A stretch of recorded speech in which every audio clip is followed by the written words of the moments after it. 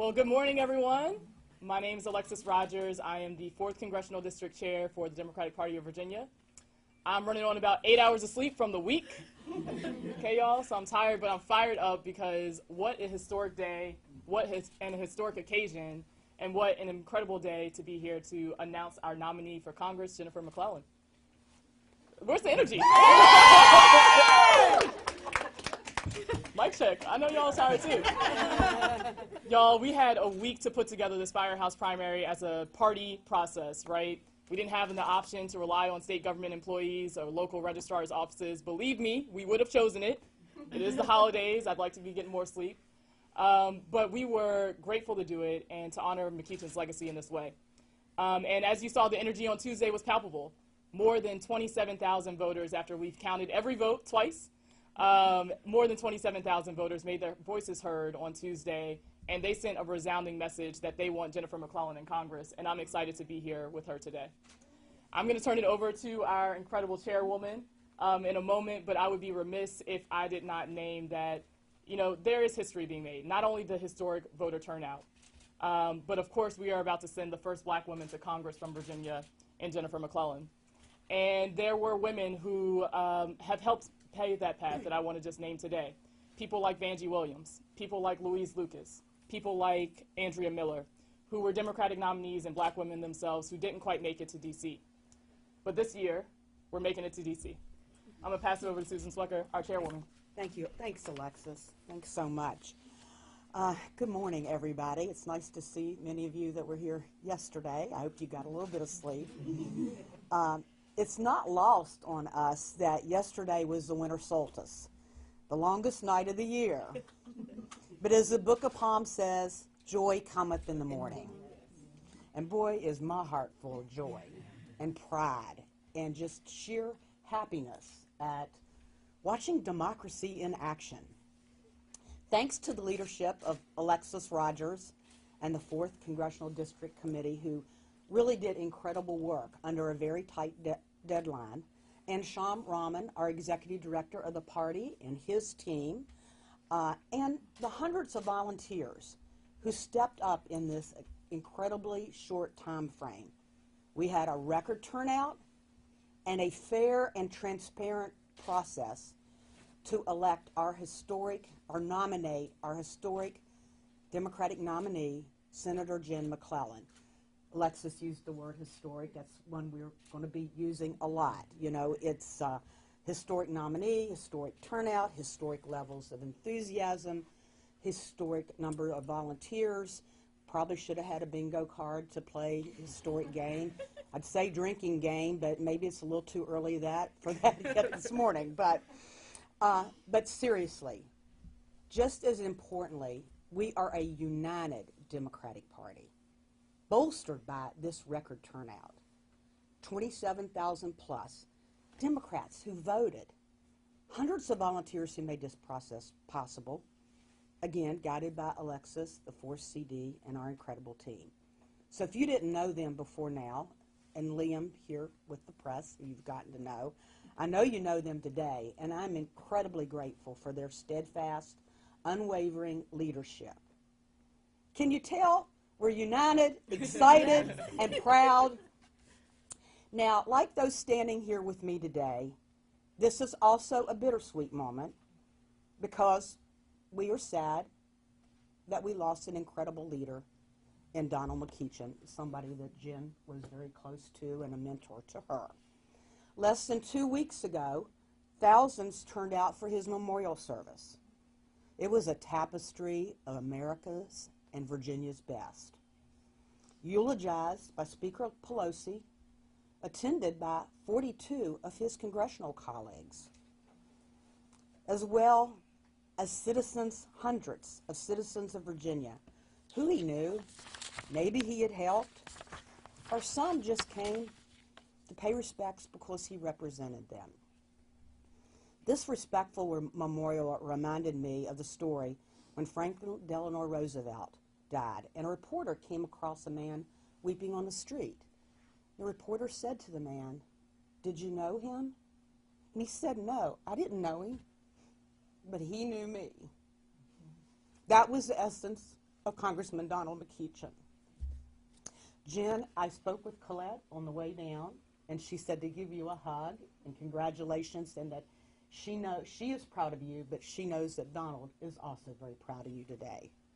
So, today the torch is being passed back to someone else who knows people, regular people, very well and connects with them. And we couldn't be prouder to have someone of Jen's caliber be our nominee. Someone who embodies those same values of decency, love of country, defender of women's rights, voting rights, social justice warrior, our environment, just to name a few. The resounding vote she won yesterday is a testament to her many years of work to make Virginia a better place to live and raise a family. Now, I give you our nominee and the next Congresswoman of the 4th Congressional District, Jen McClellan. Thank you. Well, good morning. I know you all have gotten very little sleep, same here and same in our house, but that's okay. We can sleep tomorrow for one day and then on to victory in February. I am here to say thank you to so many people first. Thank you to Congressman Donald McEachin, who was a friend and a mentor, who I succeeded in the state Senate, and who I know is here with us in spirit, watching and smiling. Thank you to my dad, who is probably sitting right next to him, who I cannot help in this moment think about the poll tax that he had to pay to be able to vote, and the poll tax that his father had to pay to be able to vote, the literacy test that my great-grandfather had to take and just to be able to vote, and the fact that the women in my family did not vote until after 1965. I stand on their shoulders today. I stand on the shoulders of Shirley Chisholm, the first black woman elected to Congress. I stand on the shoulders of John Mercer Langston, the first black man sent to Congress from Virginia in the 4th Congressional District. I stand on the shoulders of everyone who paved the way for me to be here, and I stand on the shoulders to everyone who came out in 1 week to volunteer, to knock on doors, to make phone calls, to send text messages.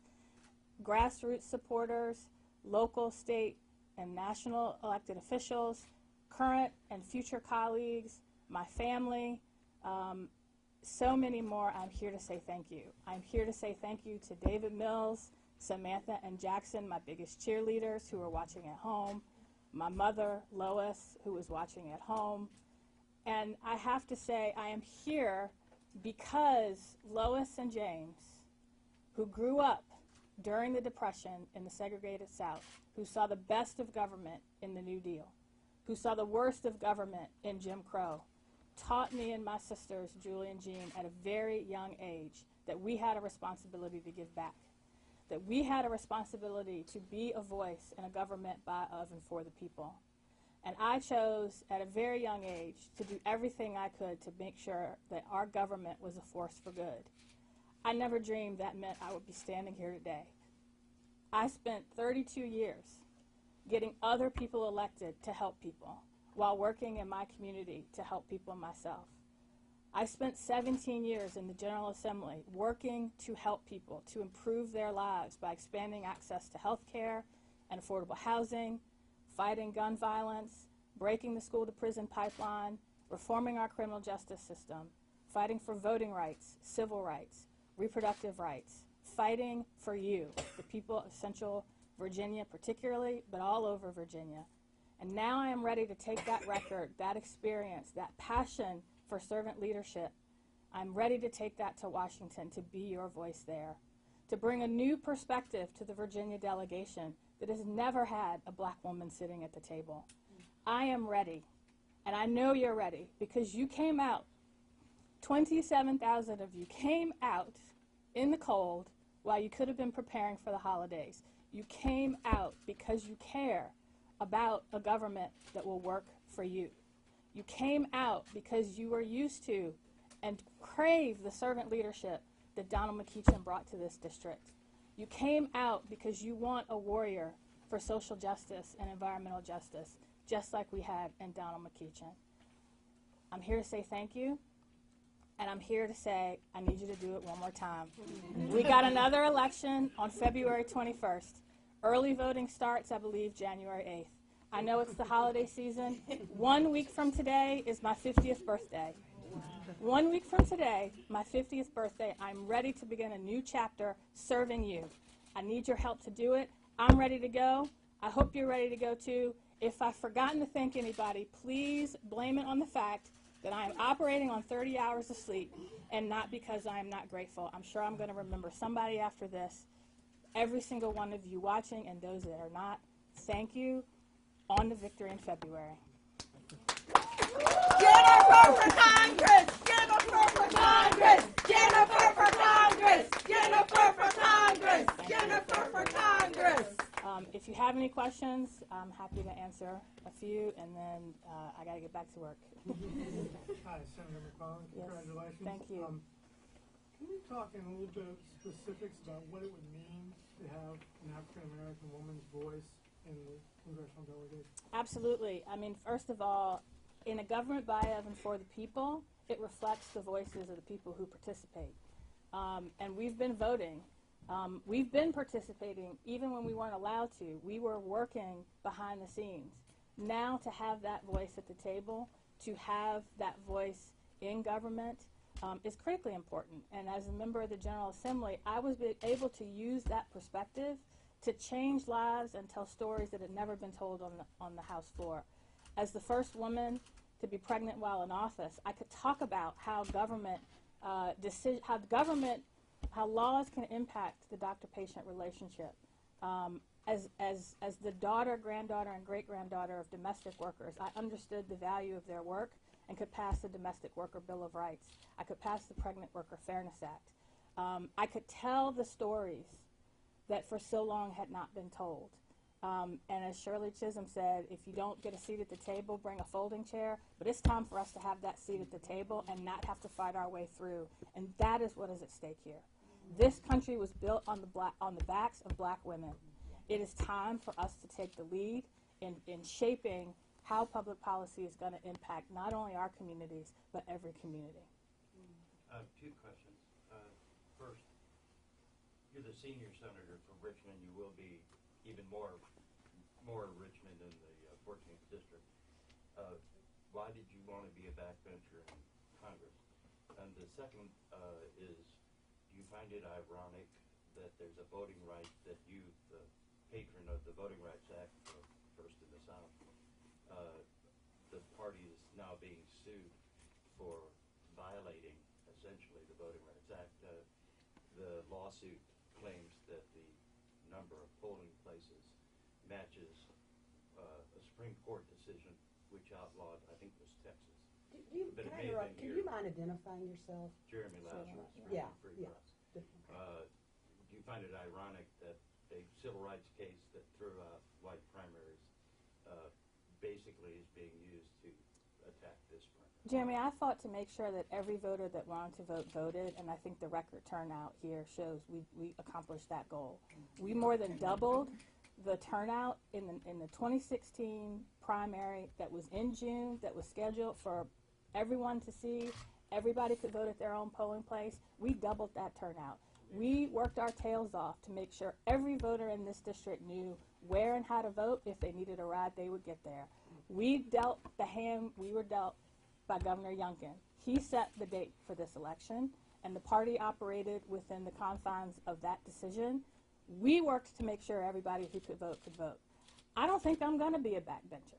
I think that the number of endorsements that I got from members of Congress who are excited for me to be there proves I'm not going to be a backbencher. I was not a backbencher in the General Assembly when I was a 32-year-old black woman from the most Democratic district in the state, operating in a House of Delegates that was mostly white, male Republican men over 50. I got 350 bills passed, most of them in the minority. I'm going to work hard for the people of the 4th District through casework and through legislation. And the same bills that I worked on here, we still need to get passed in Congress. I'm not going to sit on the back bench. I'm going to work for the people of the 4th District. Yes. Obviously, Congressman McEachin was a mentor to you.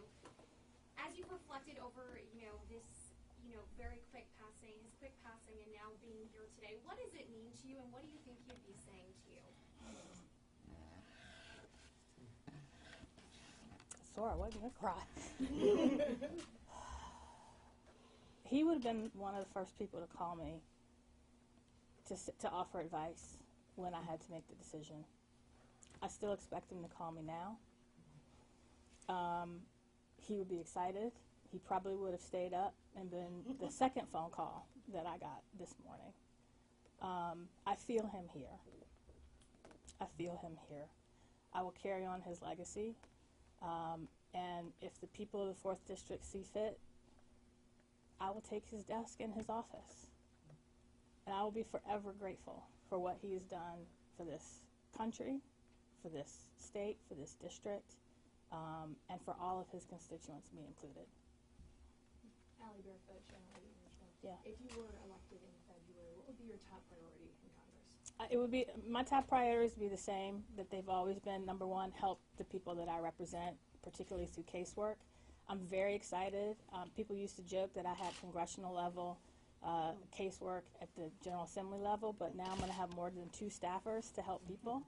So that's number one priority is help my constituents. We got the Voting Rights Act of Virginia passed. We need to pass the John Lewis Voting Rights Act. We got the Reproductive Health Protection Act passed here. We need to, at a minimum, codify Roe versus Wade at the federal level. We got the Pregnant Worker Fairness Act passed here. We need to do that in Congress. I got the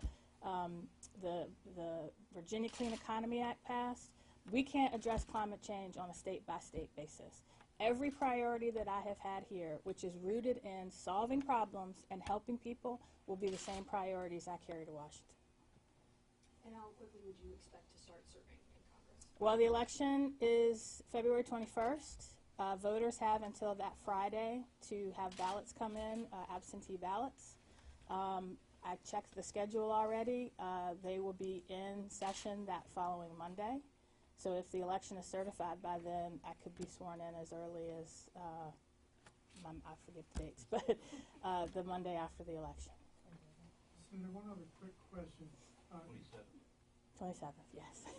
Governor Youngkin and past governors have noted that Virginia is a little bit unusual in that the delegation gets together to meet, the congressional delegation meets with the governor. As you know, a lot of the members of our congressional delegation previously served in the legislature. So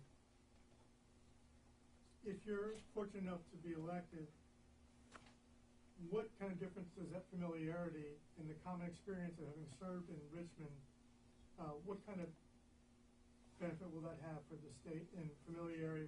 How will it help you as you work? Yeah, I mean, I'm ready to hit the ground running as a legislator on day one. I've shown that it doesn't take me very long to figure out how to get things done in the legislative process. It'll be different rules, different people, but I will still look for common ground where I can find it.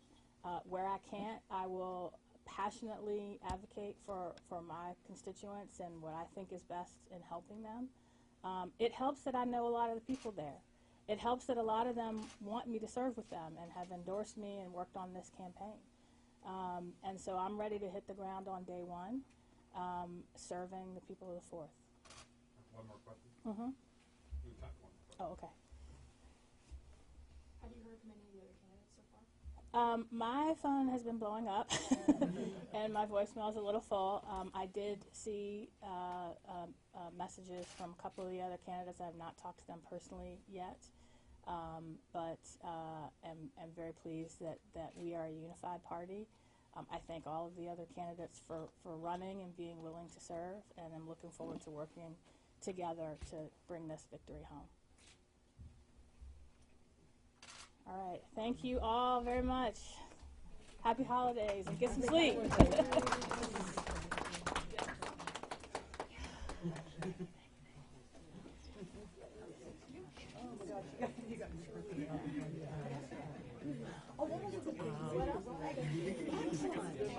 Yeah. I wanted to fix it. Oh, you did.